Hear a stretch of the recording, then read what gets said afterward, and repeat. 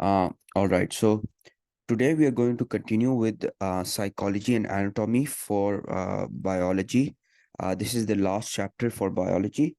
And today we'll do osmoregulation. Osmoregulation is the control of water potential of body fluids. And this uses the negative feedback mechanism we learned in the previous class. So again, just uh, a recap. Stimuli is something that changes in your body and it is away from the set point. And a receptor is something that detects that stimuli. So in this case, in osmoregulation, the receptors are osmoreceptors that are found at the hypothalamus, and they detect the water potential of the blood. So osmoreceptors at the hypothalamus would detect low water potential at the blood, and the effector is the part where you have the effect of the from the receptor. So this receptor sends a signal to the central nervous system, and then from here, the central nervous system, it makes a response and then forwards the response to the effector. And so the effector in this case are the neurosecretory cells at the hypothalamus, and they send nerve impulses to the posterior pituitary gland. Now, this posterior pituitary gland, we'll talk more about this in brain anatomy. But for now, just know that the posterior pituitary gland is the gland that is involved in osmoregulation. And its role, the PPG, I call it PPG, the posterior pituitary gland, secretes something called the ADH, which is the antidiuretic hormone. And ADH uh, is released into the bloodstream, and ADH would affect the target organ. So, what is the response of ADH? How does ADH help with the water osmoregulation? So, ADH is secreted into the bloodstream via the posterior pituitary gland, and ADH in the blood would bind to the receptors on the plasma membrane of the distal convoluted tubule. Remember, water reabsorption will happen at the distal convoluted tubule, the loop of Henle, and the collecting duct.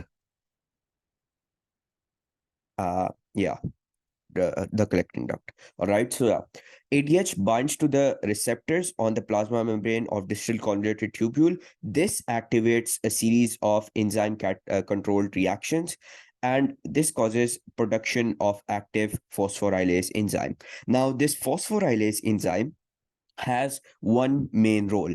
It will cause vesicles that contain something called the aquaporins to fuse with the plasma membrane of the lumen side, of the distal convoluted tubule. So phosphorylase enzyme will uh, phosphorylase enzyme causes vesicles of that contain aquaporins, and these aquaporins fuses with the plasma membrane of the distal convoluted tubules lumen side. And so uh, what happens is this ADH increases membrane permeability of collecting duct. So how does this happen? Remember, uh, aquaporins act as transport proteins, and they allow water movement from where? From the collecting duct, from the water movement from the collecting duct into collecting duct into the bloodstream. So the water would move from the collecting duct into the bloodstream, and all of this happens because ADH causes uh, the activation of phosphorylase enzyme. So ADH increases membrane permeability of collecting duct. How? These aquaporins, when a lot of these aquaporins fuses with the distal convoluted tubules membrane, This allows water movement, and this causes increased water reabsorption.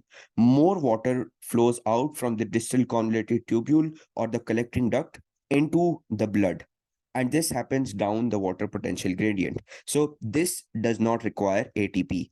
This step, where water is moving out from the distal convoluted tubule or the collecting duct into the blood, does not require ATP. But the movement of vesicles that have aquaporins, this step requires ATP.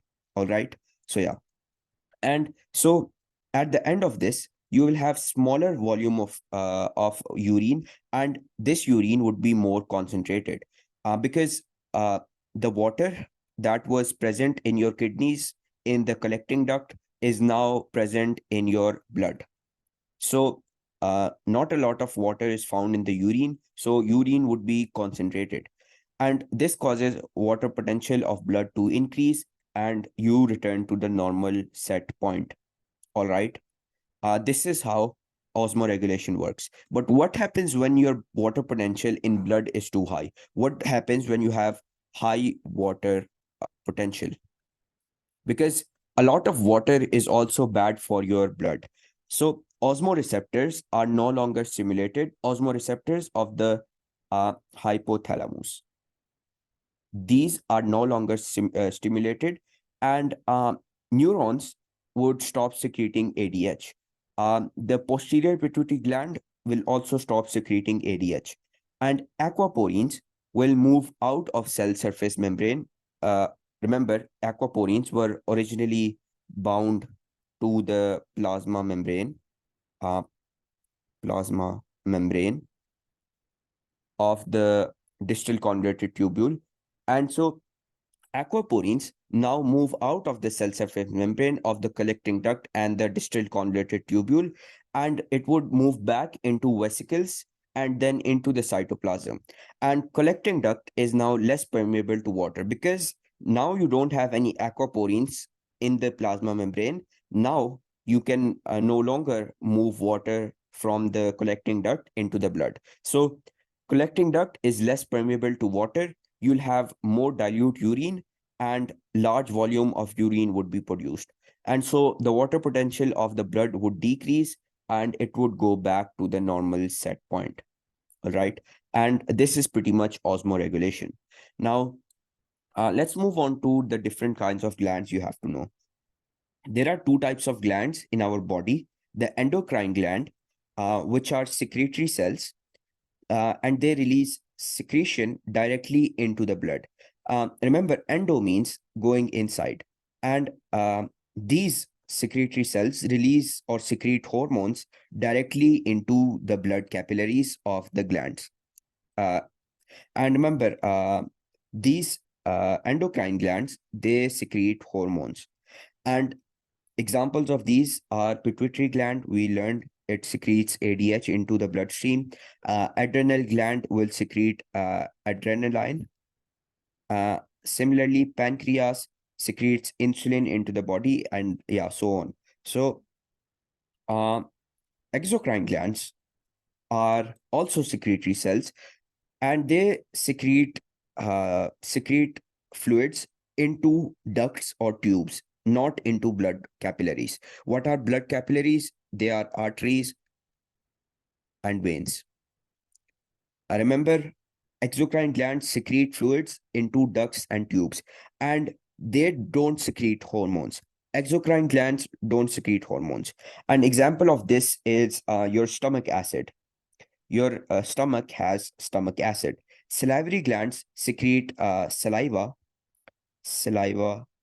into your mouth, and pancreas secretes pancreatic juice into the stomach and the small intestine. So yeah, all of these are exocrine glands because they are not secreting hormone. That's the one compulsory thing. The second thing is that they are secreting stuff into ducts and tubes and not in blood capillaries. All right. And hormones are secreted by, as I said, endocrine glands. And hormones are two types. Hormones can be steroids and hormones can be globular proteins. Example of a protein hormone, a global protein hormone is insulin, and testosterone is a steroid hormone. Remember, testosterone is not a protein hormone. And I've seen questions where they ask you the type of hormones. We'll learn more about that later on. But remember, steroids, hormones are always of two types, steroids and proteins. So what are the characteristics of hormones? Hormones are, remember, they are small molecules and they act as chemical messengers. And they are needed in small quantities only.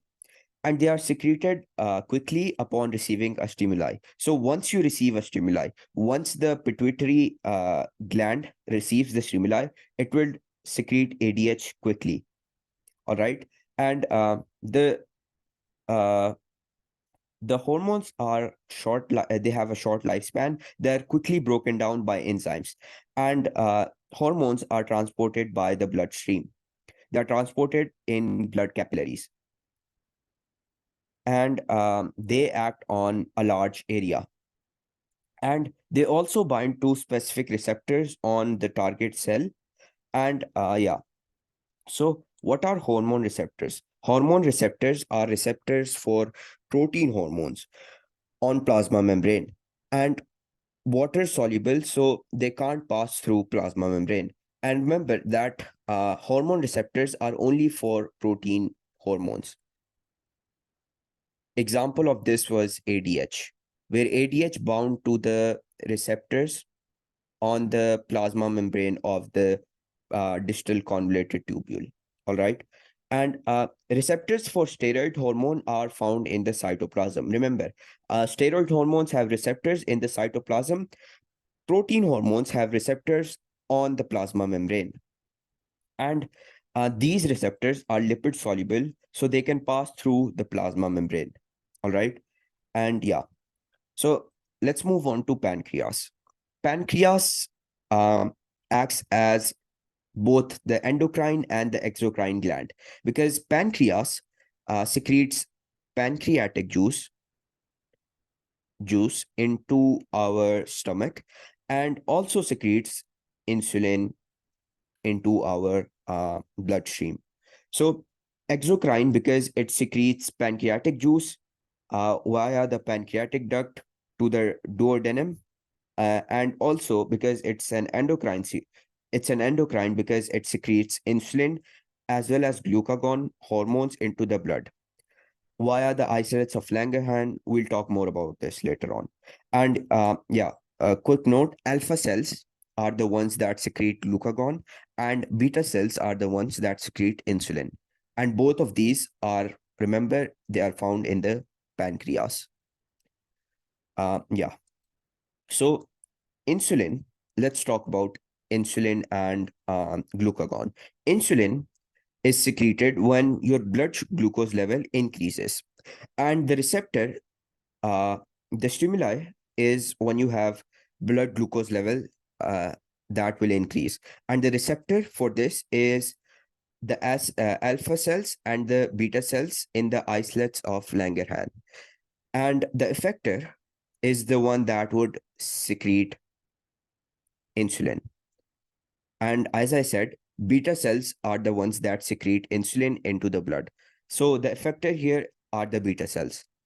And remember, both the beta cells and the alpha cells act as receptors. Both of them are constantly checking your blood glucose level. If it's increasing, then beta cells start secreting insulin, and if it's decreasing, if your sugar level decreases, alpha cells start secreting glucagon. Glucagon. So how does insulin work? Insulin acts on our liver, muscle, and fat cells. First of all, insulin would bind to the receptors on the cell surface membrane of these liver, muscle, and fat cells, and insulin increases the permeability of the cells to glucose. So if I have a cell, insulin binds to these cell surface membrane, and this causes proteins, transport proteins, to activate. These transport proteins will transfer glucose from the bloodstream into our cells. So increases permeability of glucose to the cells. This triggers, how does this happen? It triggers vesicles with glucose transport proteins. These transport proteins will fuse to the membrane of our cells, of these three types of cells, and more facilitated diffusion will happen with glucose. So remember, glucose is transported into the cells via facilitated diffusion. This means you do not need ATP for this type of movement. You do need ATP when you're moving vesicles. So remember, whenever you have vesicle movement, you'll need ATP. All right. Yeah. So the third way it helps decrease blood sugar levels is it increases glucose uptake from blood. How? It stimulates activation of an enzyme called glycokinase. Glycokinase causes phosphorylation of glucose. What does this do? It increases respiration. So this means glucose can be actively converted into ATP or energy. Uh, as I said, it increases rate of respiration of glucose. It increases insulin, also increases conversion of glucose into glycogen. All right, glucose to glycogen is called glycogenesis. Genesis. All right. This happens by activation of glycogen synthase enzyme. And all of this happens in the liver cells. And glycogen is, remember, it's stored in the liver cells. All right. And there are many other ways insulin decreases blood sugar levels.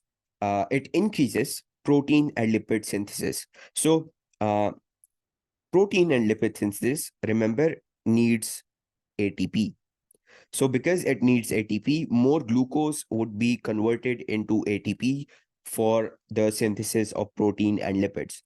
And it also inhibits secretion of glucagon from alpha cells.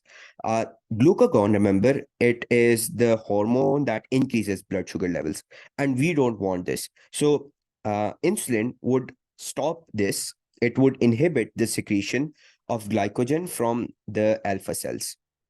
And uh, it also inhibits glycogen breakdown into glucose. So insulin would stop glycogen from becoming glucose.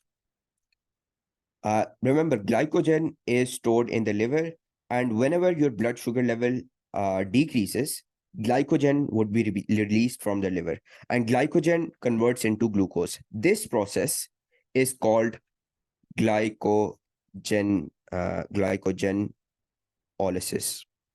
Remember the difference between glycogenolysis, there is an O here, and the difference between glycogenesis.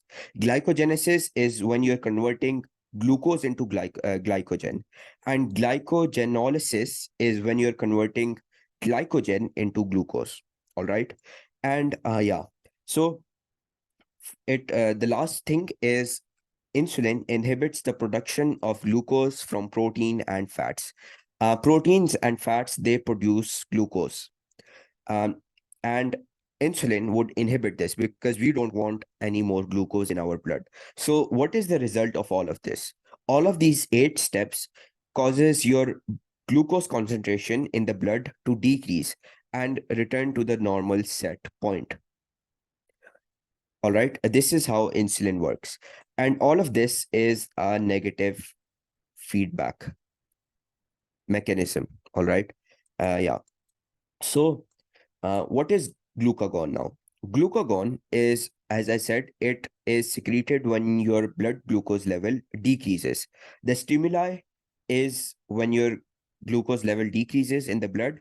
The receptors are, again, both the alpha and beta cells are the receptors. They are found in the islets of Langerhans in the pancreas. And the effector is the one that would secrete glucagon. So glucagon is secreted by the alpha cells. Alpha cells secrete glucagon into our blood. So glucagon would only act on liver cells. Insulin, on the other hand, was acting on liver, muscle, and fat cells. So glucagon, how does this work? Glucagon is secreted into the bloodstream, and it binds to the receptors on the cell surface membrane of our liver cells. And because of this, the glucagon receptor changes shape and activates something called the G protein. The G protein then activates something called the adenyl cyclase. And this adenyl cyclase then produces something called the cyclic AMP or CAMP, cyclic AMP. And cyclic AMP activates something called protein kinase. Protein kinase activates enzyme cascade, and yeah, so there is a lot of activation going on here. So first step, let's revise. Glucagon binds to the receptor changes shape and activates G protein. G protein activates adenyl cyclase. Adenyl cyclase makes or produces something called cyclic AMP. Cyclic AMP uses ATP and activates protein kinase. This protein kinase then triggers an enzyme cascade reaction, and all of this happens for one reason, so that this enzyme can be activated. Cyclic AMP activates something called the glycogen phosphorylase enzyme. Now, glycogen phosphorylase enzyme um, would break down glycogen to glucose. Remember, this is glycogenolysis with an O, all right? Yeah. So all of this enzyme cascade reaction happens so that you activate the glycogen phosphorylase enzyme. This increases breakdown of glycogen to glucose. Other than that, uh, glucagon would use fatty acids and proteins as respiratory substrate instead of glucose. What does this mean? This means that in respiration, we know that in respiration, we use glucose to make ATP, but our body can adapt and use fatty acids as well as proteins to synthesize ATP. This ATP is produced in small amounts only, but yeah, this does happen because we need glucose in our body. Glucose would be stored in the blood, and instead of glucose being used, fatty acids and proteins would be used for synthesizing ATP. And other than that, glucagon also increases the production of glucose from protein and fats. And glucose, all of this stuff is the opposite of insulin. So insulin stops the production of glucose.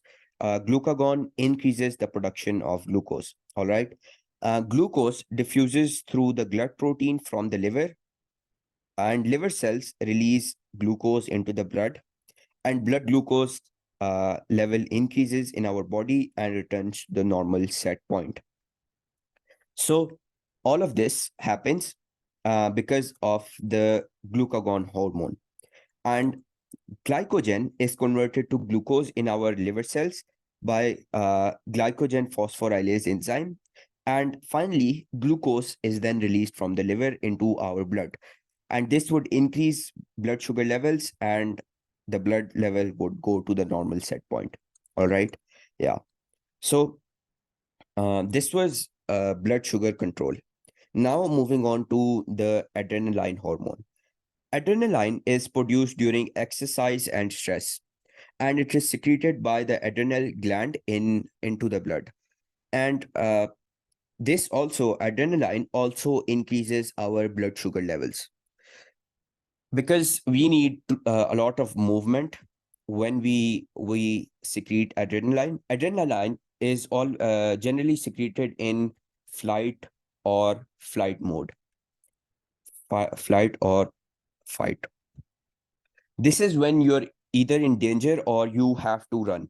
So when you are running, right, you need a lot of ATP for muscle contraction. So adrenaline increases glucose levels in our blood so that glucose can make more ATP. And because our muscles can undergo more aerobic or anaerobic respiration and make more ATP. And remember, adrenaline, I don't know how to name this, adrenaline. Yeah. Adrenaline acts like glucagon in the sense that it would increase our blood sugar levels. And yeah, so this was a very short topic for adrenaline. Moving on to diabetes. Diabetes is when you have high glucose concentration in the blood and urine.